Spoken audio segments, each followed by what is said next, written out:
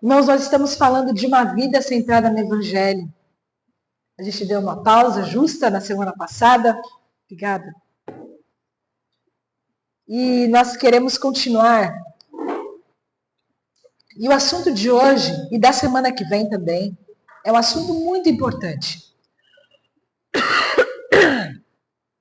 A gente vai falar sobre arrependimento. Sei que no primeiro momento, quando a gente fala a palavra arrependimento, a palavra em si, ela tem uma conotação negativa. Quando você fala em arrependimento, você vai lembrar de algum constrangimento, alguma dor, alguma coisa ruim que aconteceu na sua vida e que você nem quer pensar nessa palavra, você quer ter esse lance de arrependimento longe de você. Mas, na verdade, o arrependimento, ele é uma das bases do Evangelho. É, na verdade, a força que vai nos manter no trilho do Evangelho. Nós vamos falar sobre isso já. E quando nós falamos em novo nascimento, quando nós falamos em alguém que se converteu, alguém que conheceu Jesus, há no inconsciente coletivo, todas as pessoas, quer sejam de igreja ou não sejam de igreja, todo mundo vai entender que quem conheceu Jesus agora é diferente, não é assim? Tem até uma musiquinha, eu era um bêbado que vivia, vocês lembram disso? Eu encontrei Jesus, tem essa ideia. A pessoa encontra Jesus e porque ela encontrou Jesus, agora ela é diferente.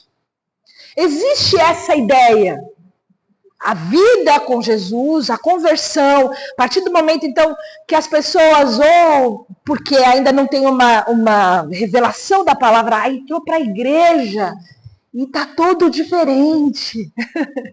Mas a pessoa entende que há uma chave, existe um ponto de virada. E eu queria falar um pouco sobre essa mudança. Porque essa mudança, ela precisa ser fruto de um arrependimento. Porque o que a gente vê na prática da vida cristã, na prática, na experiência que a gente tem, é que muitas pessoas de fato mudam, mas essa mudança não se sustenta, não é verdade? Muitas pessoas mudam e são mudanças drásticas, mas elas andam só um pouquinho e lá no meio do caminho elas vão voltando à velha prática e daqui a pouco elas voltam a ser exatamente como elas eram antes. Elas voltam às velhas práticas e muitas pessoas até se afastam de Deus novamente. Então, o verdadeiro arrependimento é algo genuíno, gerado por Deus, que vai gerar uma nova vida realmente. E por que há uma nova vida? Porque há algo novo, gerado pelo Espírito Santo, uma condição de vida nova, aí sim as práticas vão ser diferentes. E é sobre isso que nós gostaríamos de falar. Que há um verdadeiro arrependimento e há um falso arrependimento. E quanto mais nós temos a consciência da santidade de Deus, como o nosso gráfico que vai ficar preso, gravado no nosso coração, mais temos a consciência da santidade de Deus, da grandeza de Deus, desse Deus que quando a gente clama, tudo vem dele, a nossa vida está nele, a gente pode se render a ele é o majestoso Deus. Quanto mais a gente se aproxima desse Deus grandioso, mais nós percebemos a nossa pecaminosidade.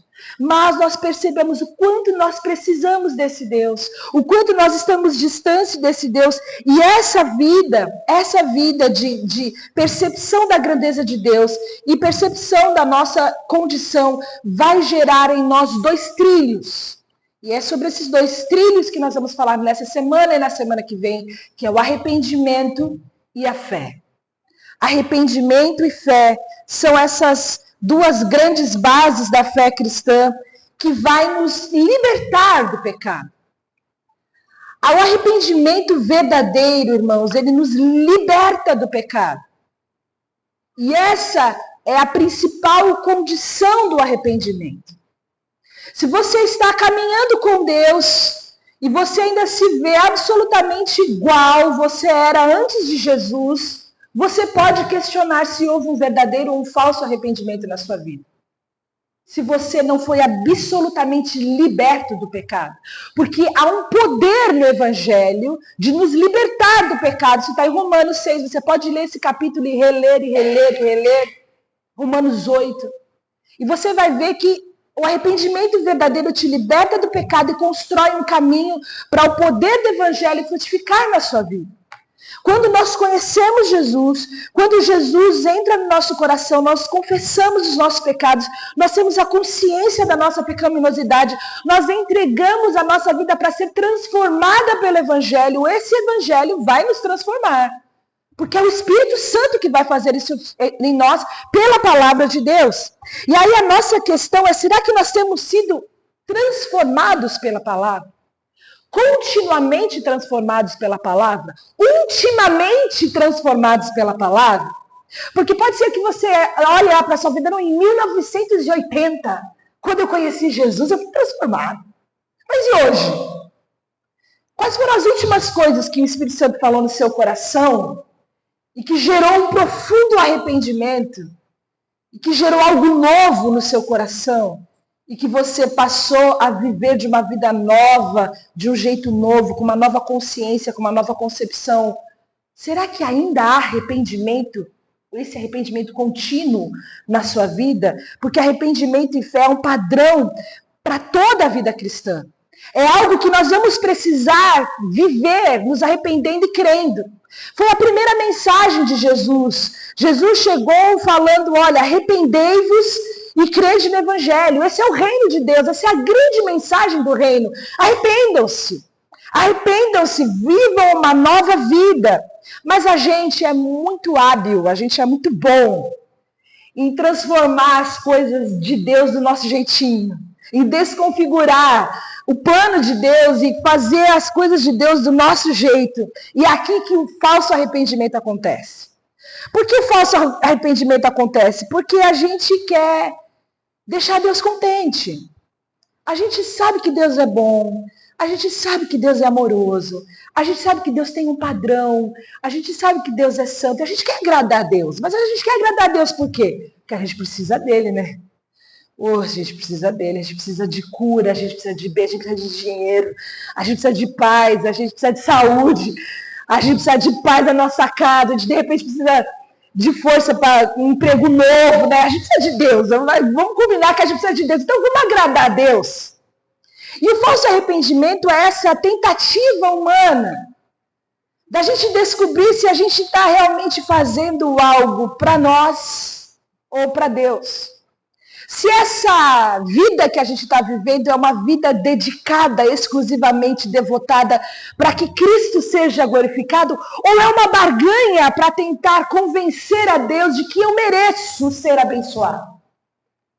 Porque o falso arrependimento, ele é autocentrado. É uma tentativa minha de que Deus me abençoe e responda as minhas orações, porque eu estou arrependido do meu pecado. Olha, eu estou mudando. Olha, o pecado tem consequência, né? O pecado tem punição, né? Quem peca vai para o inferno, não quer ir para o inferno. Pô, tem um monte de gente que segue a Deus só porque não quer ir para o inferno. Por que você está aqui? Porque eu não quero ir para o inferno. E esse é um falso arrependimento. Porque, na verdade, a pessoa está servindo a si mesma. É um arrependimento centrado em si mesmo, onde o foco é só se livrar das consequências do pecado. O verdadeiro arrependimento é uma consciência profunda do quanto o pecado ofende a Deus.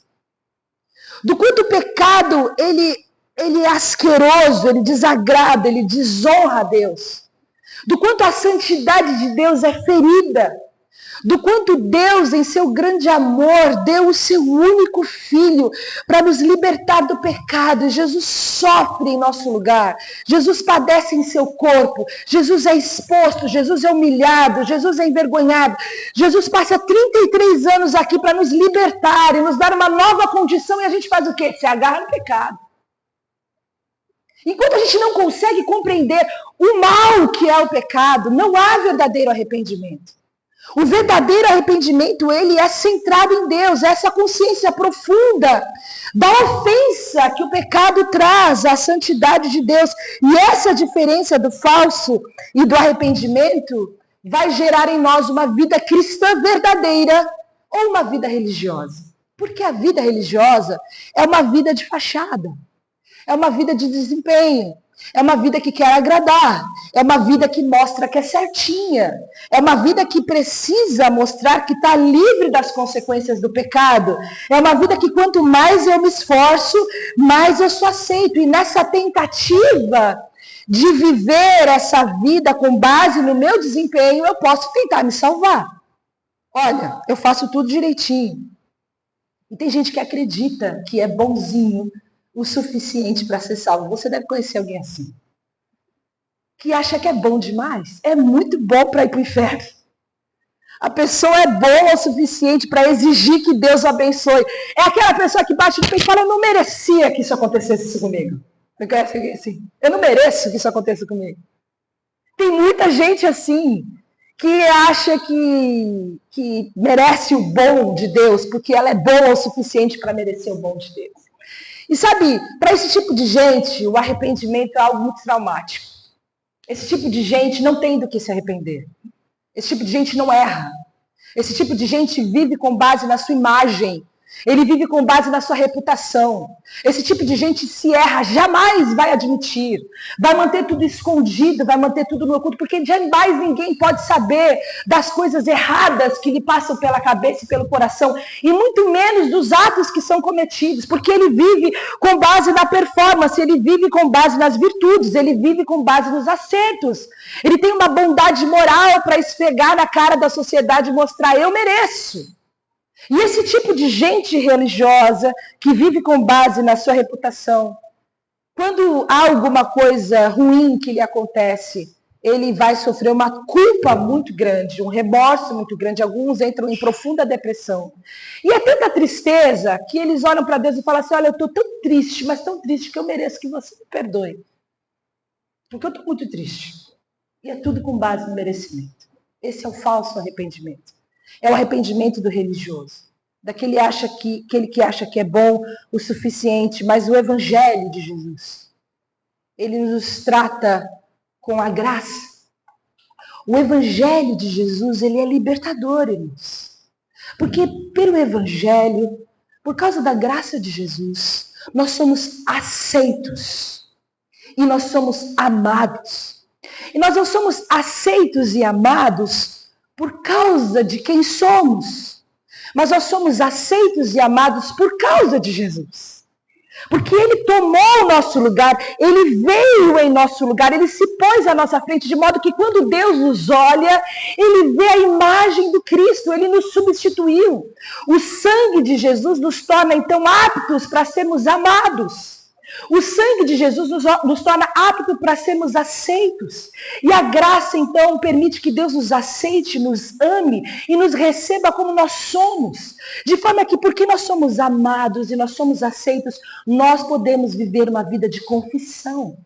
Nós podemos ser quem nós somos. Nós podemos reconhecer os nossos erros, as nossas falhas, e podemos viver uma vida no poder do Evangelho de transformação. Essa é a vida daquele que vive uma vida do verdadeiro arrependimento. A nossa esperança não está na nossa justiça, mas está na justiça de Cristo Jesus. Quando nós entendemos esse verdadeiro arrependimento, nós sabemos que o religioso se arrepende muito pouco. O religioso tem muito pouco para se arrepender, porque ele é muito bom. Ele quase não se arrepende. Ele vai vivendo a vida de um jeito que ele é bom. Ele não tem nada para mudar na vida dele. Os outros têm, ele não. Mas aquele que entende a graça de Jesus, e aquele que vai se aproximando mais de Deus, e vai vendo quem Deus é, e vai vendo o amor de Deus, e vai vendo a graça de Deus, e vai entendendo a santidade de Deus, esse entra no ciclo do crescimento espiritual. E esse ciclo, irmãos, eu não sei se está pequenininho a letra, mas quanto mais nós nos sentimos amados e aceitos por Deus, quanto mais a gente entende essa aceitação, quanto mais a gente entende a aceitação por essa justiça perfeita de Jesus, mais nós somos propensos a admitir as nossas falhas. Mais nós somos propensos a admitir os nossos erros. Mais nós somos propensos, nós somos inclinados a admitir os nossos pecados. Eu só aceito. E eu posso falar, então eu pequei. Esse é o meu erro. Eu sou assim. Essa é a minha condição. E porque eu reconheço quem eu sou, eu entro nesse ciclo de graça, porque eu reconheço que mesmo sendo assim, o Senhor me amou e o Senhor me aceitou. E eu vou me aproximando mais dessa graça, e essa graça gera em mim crescimento. Essa graça gera em mim uma nova concepção, uma nova mentalidade. E quanto mais eu cresço, mais eu me sinto aceita. E essa vida é uma vida de transformação, é a vida do Evangelho. Porque a palavra arrependimento quer dizer metanoia. Arrependimento não quer dizer remorso.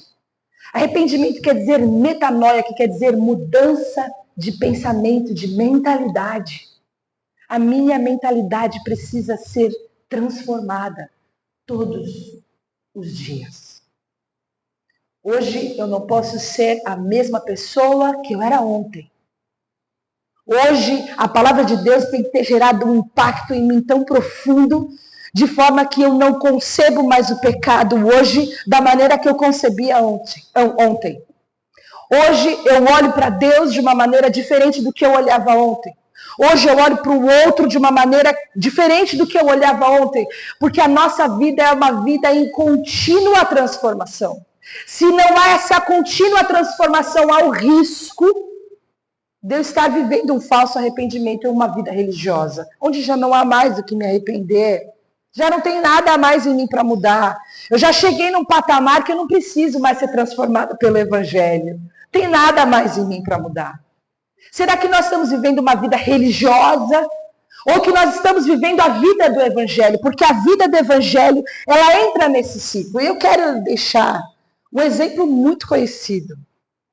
Eu vou ler os versículos só para vocês me dizerem que eu não li nenhum versículo hoje. Que está em Lucas 8, 18, perdão, de 9 a 14. Eu vou ler daqui que eu estou cega. Alguns que confiavam em sua própria justiça e desprezavam os outros, Jesus contou essa parábola. 2 homens subiram ao templo para orar. Um era fariseu e o outro publicano. O fariseu, em pé, orava no íntimo: Deus, eu te agradeço porque não sou como os outros homens, ladrões, corruptos, adúlteros, nem mesmo como esse publicano. Jejuo 2 vezes por semana, dou o dízimo de tudo quanto ganho. Mas o publicano ficou à distância. Ele nem ousava olhar para o céu, mas batendo no peito dizia: Deus, tem misericórdia de mim, que eu sou pecador. Eu lhes digo que esse homem, e não o outro, foi para casa justificado diante de Deus, pois quem se exalta será humilhado, e quem se humilha será exaltado. Jesus contou uma história. Isso é uma história contada por Jesus. Jesus era didático. Ele falou: vocês querem entender um pouco sobre justificação? Sobre quem pode ser declarado justo? Porque a palavra justificação é uma palavra jurídica. Quem é condenado é quem é declarado réu, condenado, foi condenado. Quem é justificado foi quem é condenado justo, a gente diria absolvido. Aqui na palavra usada a expressão justificado. Quando você lê a palavra justificado da Bíblia, se for mais fácil para você, por causa da nossa cultura, você pode substituir por absolvido. Fica mais fácil da gente entender, né? Absolvido, que era o que a gente era. A gente era para ser condenado, mas a gente foi absolvido. Essa palavra justificação, que tem esse termo jurídico, é quando Deus os declara inocentes. Então Deus colocou 2 sujeitos que se achegaram diante de Deus. 2 pessoas que vieram orar, que vieram servir, vieram adorar. 2 homens diferentes culturas, diferente posição social, diferentes formas de reputação, de serem encarados para a sociedade, porque o fariseu, ele só se tornou com uma conotação pejorativa para nós depois que Jesus começou a contar a história de fariseu. Porque antes eles estavam no topo, eles eram encarados como se fosse a nata, os melhores homens da sociedade eram os fariseus. Agora os coletores de impostos eram os corruptos, eles eram os coletores de impostos, sempre foram aqueles que arrancavam o dinheiro do povo para dar o dinheiro para Roma, eles eram mercenários, todo mundo odiava eles. E Jesus coloca esses 2 sujeitos aqui. Jesus gostava de contar história de samaritanos. Jesus gostava de contar umas histórias que chocavam. Assim, Jesus conta essa história aqui desses 2 homens que foram buscar a justificação. E esses homens, então, chegam diante de Deus. E o texto fala que ele contava uma história sobre algumas pessoas que confiavam na sua própria justiça. Pessoas que confiavam no seu estilo de vida. Pessoas que estavam confortáveis quando olhavam para a sua vida e achavam, cara, eu vivo uma vida joia. Minha vida é uma vida legal. Eu vivo uma vida que eu posso confiar nela. Posso bater no peito e confiar na minha vida. A vida que eu vivo, eu posso confiar nela. Eu confio na minha própria justiça. Confio no estilo de vida que eu estou vivendo.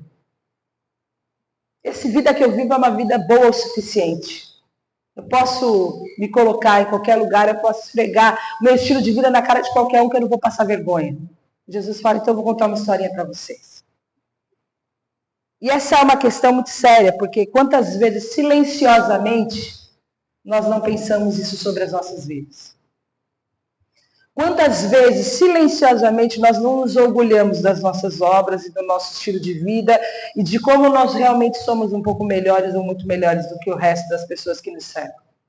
Mas Jesus contou essa história e falou primeiro sobre o fariseu, esse sujeito, que era um bom sujeito. Ele tinha uma vida que podia expor a sua reputação. E ele era um cara que ele praticava a religiosidade com muita seriedade. Ele jejuava 2 vezes quando nem era obrigado, ele dava o dízimo de tudo quanto ele tinha, ele era um cara sério. E ele tinha 2 problemas apenas. Ele confiava na justiça dele e ele olhava o pecado como algo externo. Isso é algo muito comum quando a gente acredita que o pecado está do lado de fora. Porque ele olha para ele e ele fala, olha, eu não tenho muitas coisas do que me arrependerem, porque eu faço tudo direitinho. E quando eu olho para o lado, eu não sou ladrão, eu não sou adúltero, eu não sou corrupto, eu não sou nem quem é esse sujeito aqui. Eu sou melhor do que a média das 5 pessoas que me cercam. Eu sou bom. Ele entra na linha comparativa.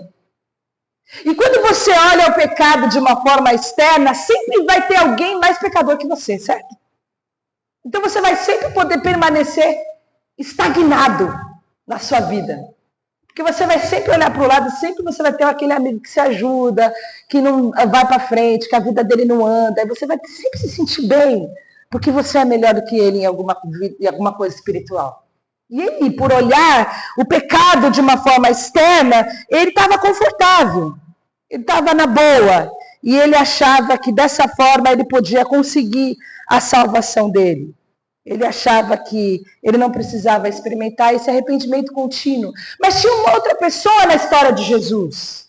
E era o coletor de impostos. Era esse publicano. E esse publicano faz uma única oração. O texto fala que ele é tão constrangido, ele tem tanta consciência do peso do pecado, ele tem tanta consciência da ofensa do pecado dele, que ele não se digna nem de olhar para o céu.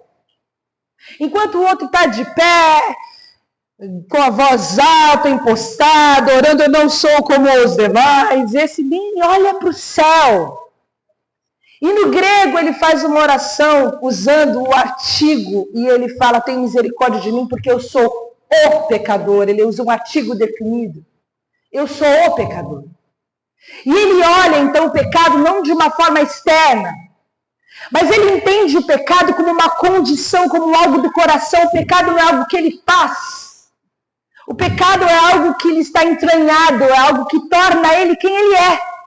Eu sou o pecador, eu sou alguém que preciso de Deus, que a única forma do pecado ser resolvido é uma intervenção da misericórdia de Deus na minha vida. E a palavra de Deus fala então que esse sujeito, esse que ora dessa maneira, que ele é o pecador, esse é que é justificado. Esse que reconhece que não tem nenhum recurso para se autossalvar. Esse que reconhece que é só uma intervenção divina que pode gerar uma nova vida nele, é esse sujeito que reconhece a graça abundante de Deus. E essa pessoa é que vai ser alvo da misericórdia de Deus. Porque o pecado não é o que a gente faz. O pecado é que nos torna quem nós somos. O pecado é uma condição. Quando nós entendemos isso, é que a gente entende que nós precisamos de uma nova vida. E essa nova vida gera em nós novo coração, novas atitudes e novo pensamento. E se nós não temos uma nova atitude, um novo coração, um novo pensamento, nós precisamos entender se temos ou não uma nova vida. A nova vida de Cristo. O verdadeiro arrependimento tem alguns passos. E é um escritor, um pregador do século XVII, que nos empresta esses passos com base no Salmo 51. É aquele salmo que Davi escreve depois de receber a visita de Natã. Aquele salmo que ele escreve depois que ele se arrepende do pecado que ele cometeu, depois que ele pegou a Batseba.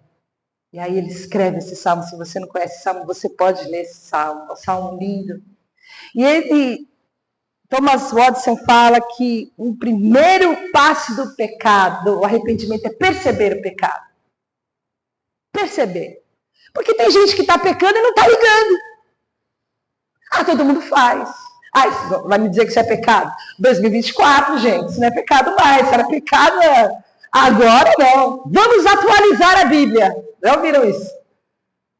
Não é pecado mais. Isso era pecado, agora não é mais. É a percepção da condição. A percepção da condição de pecador. Vamos mais adiante? E quando Davi ora, ele fala, olha, esse pecado sempre me persegue. A tristeza pelo pecado. E aqui a tristeza, irmãos, não é pela consequência do pecado. Salmo 51, 4 fala, contra ti pequei e fiz o que tu reprovas. Sabe, você pode entender se você de fato se arrependeu?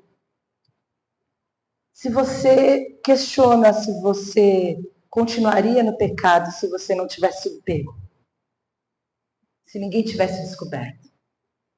Se você está triste porque as pessoas ficaram tristes com o que você fez?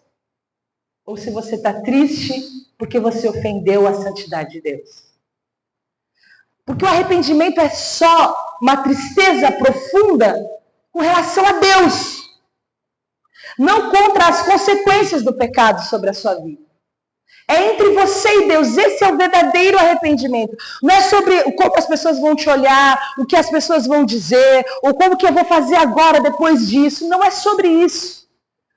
A tristeza do pecado, a tristeza pelo pecado, é a tristeza pela ofensa à santidade de Deus.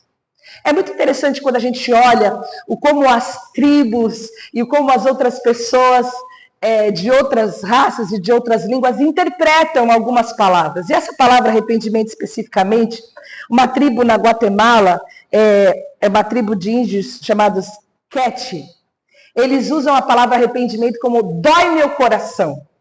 A palavra arrependimento é dói meu coração. Mas na África, uma outra tribo, Bauli, fala que dói tanto que eu preciso desistir disso. A palavra arrependimento significa dói tanto que eu preciso desistir disso. É isso que o pecado deve gerar em nós. Olha, dói tanto. Há uma consciência minha com relação a isso. Dói tanto que eu preciso desistir disso. Eu não posso continuar nesse caminho. Lamentações de Jeremias 3,40 fala, esquadrinhemos os nossos caminhos, provemo-nos e voltemo-nos para o Senhor. Vamos permitir que o nosso coração doa tanto que a gente desista disso e volte para o Senhor. E mais, vamos confessar o nosso pecado. Porque quando a gente confessa, como Davi, em Salmo 51, 4, justa é a tua sentença e tem razão em condenar-me, nós não temos mais desculpas. Enquanto você tem desculpa para você justificar os seus erros, justificar a sua vida, justificar as suas condições, é porque não houve verdadeiro arrependimento. Mas além das justificativas que vão cessando, nós temos a vergonha pelo pecado. Davi fala, olha, eu nasci assim, essa é a minha condição, eu sempre fui pecador, eu sou desse jeito. Ele não era uma Gabriela, eu nasci assim, mas eu sempre vou ser assim. Ele queria uma transformação, há uma vergonha, uma mudança da atitude interior e um ódio pelo pecado, uma ojeriza, uma indignação. E você vê que um coração de um cristão não é arrependido quando ele está confortável no pecado. Como um cristão pode estar confortável no pecado? Como aquilo que não arde o seu coração diante de Deus? Como alguém que ora, alguém que está diante de Deus adorando, está confortável no pecado? Como que não há vergonha? Como que não há ódio? Como que isso não gera algo novo no coração dele? Porque ao final, depois de toda essa vergonha e esse ódio, essa confissão, a palavra de Deus vai permitir que haja um afastamento do pecado, porque o salmista fala, sustenta-me com o espírito pronto a obedecer. E ele ora, porque a gente sabe que só uma ação de Deus em nós vai capacitar-nos a ter uma vida nova, longe do pecado. A gente não tem força para isso, mas o Espírito Santo nos capacita. Quem teve esse verdadeiro arrependimento sabe que muitas vezes nós vamos lutar com as forças do velho homem. Muitas vezes o velho homem se levanta com toda a sua força, a nossa natureza, e nós vamos ter que clamar ao Senhor, tem misericórdia de mim, porque eu sou o pecador. Eu sou o pecador, eu preciso da tua misericórdia. Mas diferentemente daquele fariseu que vai bater no peito e vai falar, olha, eu mereço e agora você está me devendo, Deus, porque eu tenho uma vida boa, eu faço tudo que é certinho, eu sou super honesto, eu tenho uma religião, eu tenho atos de bondade, eu tenho boas obras, eu não sou ladrão, eu não sou corrupto, eu não sou adúltero, todo mundo eu estou aqui me mantendo firme, eu rejeito as tentações. Você vai ter que me abençoar, Deus. Essa vida dessa pessoa é uma vida do falso arrependimento. E a nossa pergunta é, será que nós temos sido pessoas que conhecem e reconhecem a Deus como um Deus de toda graça? Um Deus de toda misericórdia? Qual é a nossa postura diante de Deus? Real. Real. Como nós nos achegamos diante de Deus? Deus te deve alguma coisa? Você está se esforçando muito para ser cristão? Você acha que tá muito difícil, que Deus você está merecendo alguma coisa? Qual é a sua condição diante de Deus? Tem gerado algo novo da parte do Espírito Santo para que você se posicione sempre diante de Deus? Porque a justificação é isso. Nós somos tratados como justos por Deus sem merecer. Nós somos amados, nós somos aceitos, irmãos. Aceitos e amados, porque o nosso Deus é um Deus de amor. O nosso Deus é um Deus de graça. O foco não está no nosso pecado. O foco está na graça de Deus. Conseguem entender isso? A história mais linda que Jesus contou sobre arrependimento é a história do filho pródigo. Na história do filho pródigo, ele também não merecia. Ele não era um filho que a gente gostaria de ter. Nenhum de nós ia querer ter um filho pródigo que aprontasse o que aquele menino aprontou. Mas qual era a postura do pai? O pai estava aguardando o filho todos os dias. Quando o filho aponta na esquina, o pai vai ao seu encontro. E o pai faz uma festa. E o pai coloca um anel no dedo. E o pai dá uma roupa nova. O pai faz um churrasco. E o pai fala, meu filho querido. Esse é o nosso pai. A postura desse filho querido foi se ver num lamaçal de porcos, falando, eu estou aqui, enquanto eu podia estar com meu pai. Ele se arrependeu. E ele chegou diante do pai falando, eu pequei contra ti. Ele teve arrependimento, ele teve vergonha, ele teve ódio daquela condição, ele teve confissão para o pai. Mas a reação do pai, o grande amor do pai, é um amor que nos permite sermos quem realmente nós somos. E essa é a visão que nós precisamos guardar, porque quando nós entendemos esse amor e essa aceitação, nós entramos no ciclo da vida no Evangelho, irmãos. Porque nós vamos viver uma vida de obediência, sim. Não é porque agora eu tenho a graça de Deus que eu não preciso ser alguém digno, que eu não preciso me posicionar com uma excelente reputação na sociedade, que eu não preciso ser bom, que eu não preciso ser honesto. Não, mas não é por minha causa que eu vou fazer isso, eu vou fazer isso por causa de Jesus. Porque eu não quero ofender a santidade de Deus. Porque eu sou amada, porque eu sou aceita, porque eu não quero ofender a sua santidade, porque eu quero conhecê-lo e porque eu quero ser como ele é. E essa é a oração do salmista no versículo 10, nesse capítulo. Cria em mim, ó Deus, um coração puro e renova em mim um espírito estável. Porque esse coração puro a gente não tem, né? Se você cavar fundo, irmão, você vai ver que tem um pecado por trás dos pecados. Existe algo que te faz pecar. Às vezes a gente tem uma dificuldade com os relacionamentos e a gente ofende alguém. A gente vai para a pessoa e fala, desculpa aí, foi mal, não era a minha intenção. E a gente coloca a outra pessoa em maus lençóis porque ela é obrigada a perdoar. Mas na verdade a gente não está confessando o que nos levou a ofender.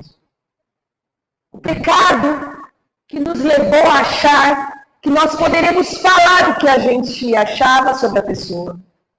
Que a gente julgava que a pessoa merecia ouvir. A gente não confessou a nossa soberba, a nossa superioridade, a nossa inveja. A gente não confessou a nossa insegurança. A gente não confessou o nosso ódio, a nossa raiva. Existe algo que torna o nosso coração